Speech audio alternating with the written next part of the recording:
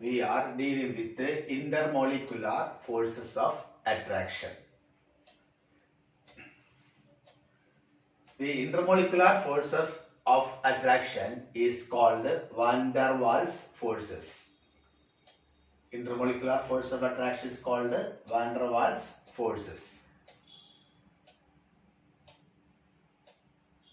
There will be attraction and repulsion between them.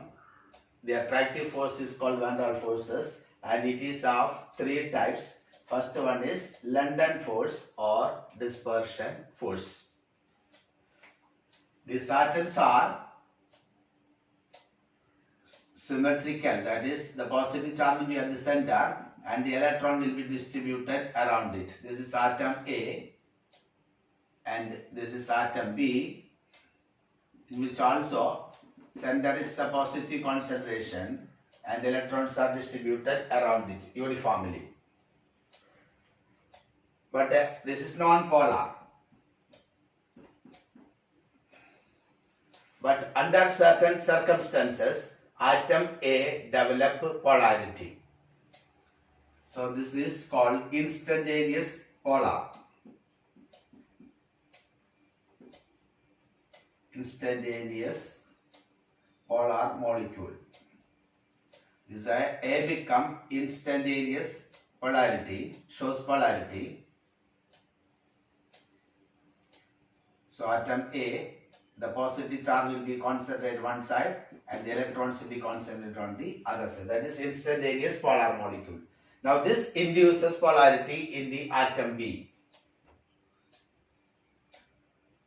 This B also become polar. Due to induced polarity, B become a polar molecule.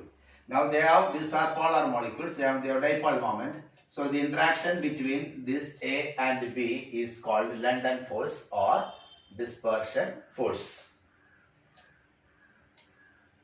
That is the London force or dispersion force. So coming to second one.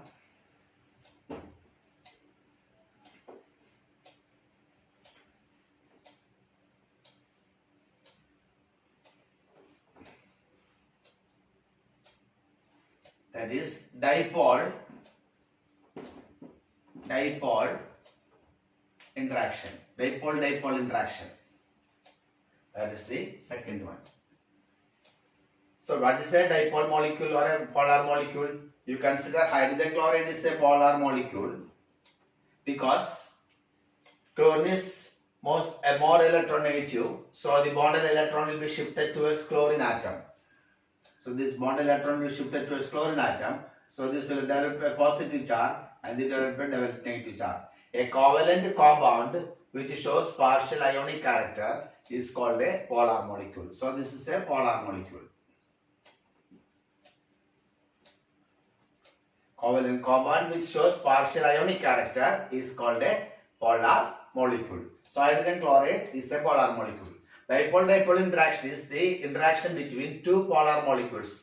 Molecule A and B are already polarity. They are polar molecules and the interaction between them is called dipole interaction. So this is hydrogen chloride having delta positive charge and delta negative charge. This is having a polarity. This is again hydrogen chloride having delta positive and delta negative. So the interaction between them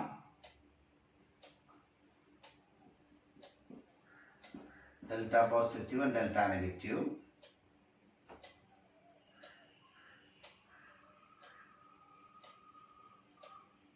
Hydrogen chloride delta positive, delta negative. So this is having a dipole moment and this is also having a dipole moment. So the interaction between these two polar molecules is called dipole interaction. Interaction between two polar molecules is called dipole interaction. Then coming to third one.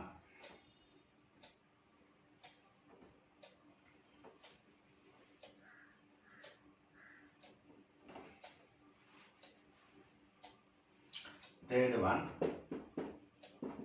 dipole induced dipole.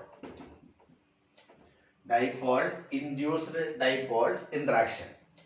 Here the two molecules and when you consider atom A or molecule A is a polar molecule but B is a non-polar. So A is a polar molecule having positive and delta positive and delta negative. This is a polar molecule. Polar. And atom B is non-polar. This is non-polar. A is polar molecule having positive, delta positive and delta negative. This again you consider hydrogen chloride. B is a non-polar molecule. Hydrogen have no polarity. This polar molecule induces polarity in the non-polar molecule. Polar molecule induces polarity. This atom A induces polarity. So this B also become polar molecules. Delta positive and delta negative. This is induced polar molecule.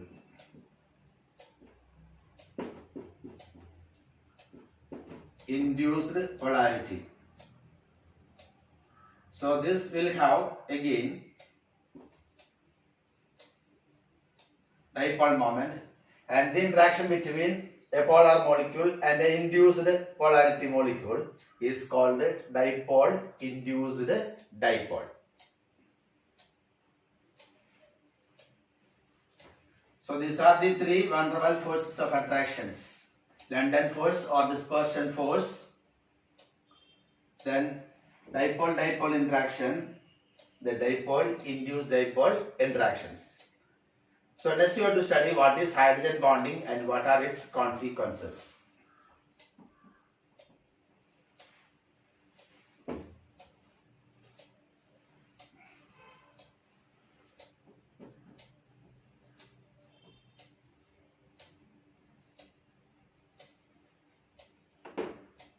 What is hydrogen bonding and what are its consequences? You know, highly electronegative elements are oxygen, nitrogen, oxygen, fluorine. They are most electronegative elements. So when hydrogen comes in between these highly electronegative elements, a bond will be found between hydrogen and the electronegative element, and that is called hydrogen bonding. For example, water.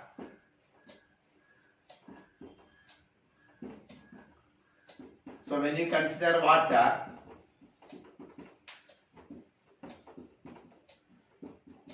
the hydrogen is between two oxygen atoms, so there will be formation of hydrogen bonding, and this proceeds. So water is a liquid even though the molecular mass is 18 because of this hydrogen bonding. Hydrogen sulfide molecular mass is 34 but it is a gas because of the absence of hydrogen bonding. Similarly, HF is a liquid but HCl is a gas. HF is a liquid because of hydrogen bonding.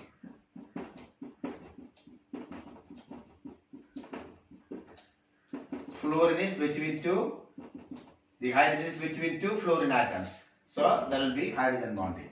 So all the molecules are associated together. So HF become a liquid but HCl is a gas.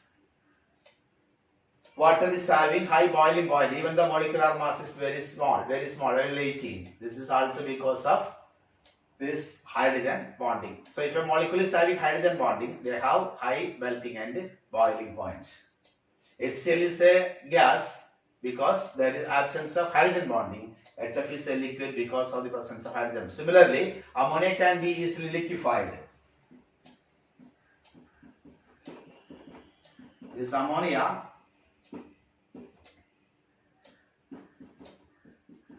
NH3.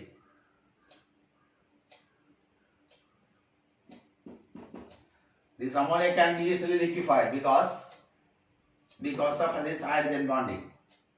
Hydrogen between two nitrogen atoms. So this proceeds. So when you apply pressure, ammonia become liquid because ammonia can form hydrogen bonding.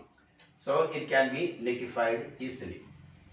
So hydrogen bond is when hydrogen comes in between two highly electronegative elements like nitrogen, oxygen or fluorine. A bond will be formed between hydrogen and the electronegative element, and that is called hydrogen bonding.